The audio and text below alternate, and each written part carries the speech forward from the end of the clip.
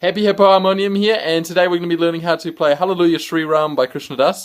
This song is very similar in its progression to Om Namah Shivaya, so if you're deciding to learn both of them, I would recommend to start with this one, just because it's slightly easier, and then move on to Om Namah Shivaya.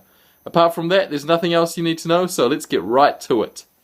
So this kirtan consists of 4 chords, and the key is C minor, so therefore the chords are C minor, which consists of the notes C, E flat and G, A flat major, and that consists of the notes C, E flat and A flat.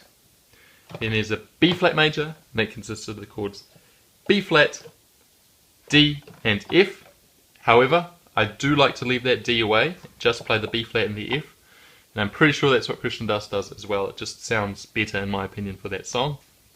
And the final chord is E flat major, and that consists of the notes B flat, E flat, and G.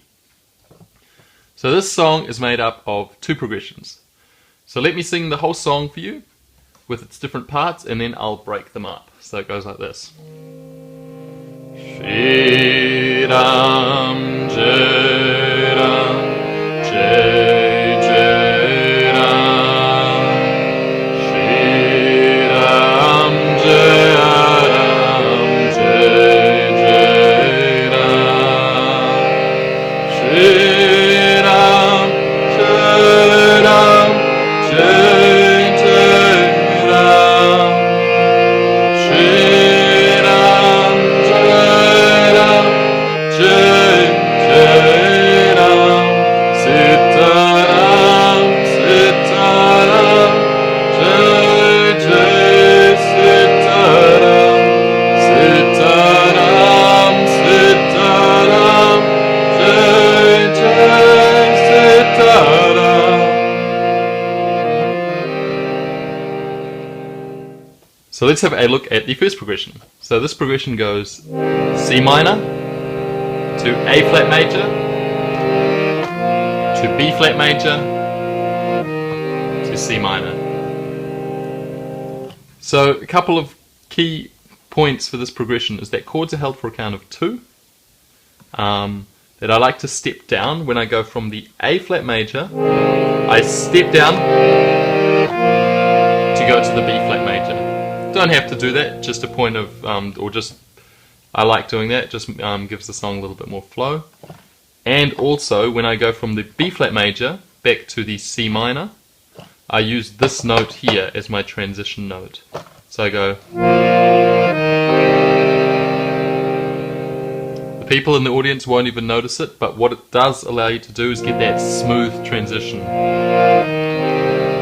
So just play that note before you then play the C and the G.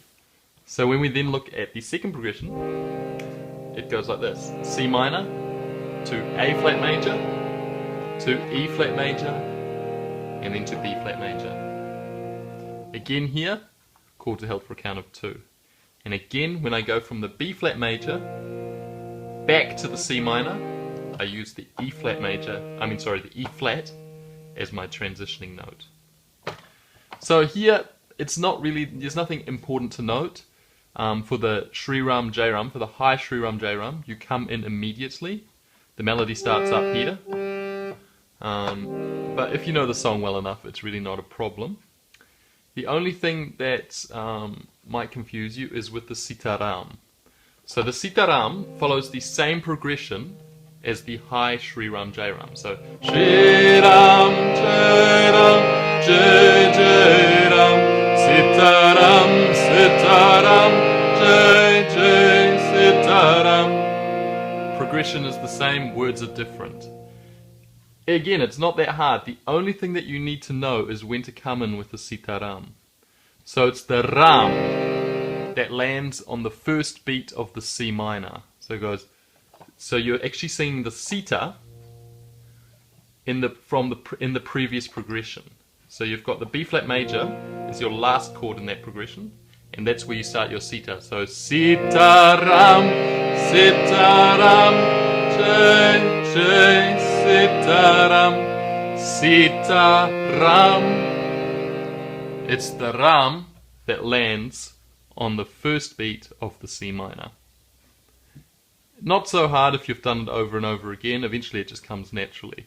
Again, number one advice, play along to the song, and you'll learn all this stuff without even knowing that you've learned it. Cheers for watching. I hope you learned something. If you have any kirtans that you want to learn, popular kirtans, put them in the comment box and I'll try to get them up as soon as possible.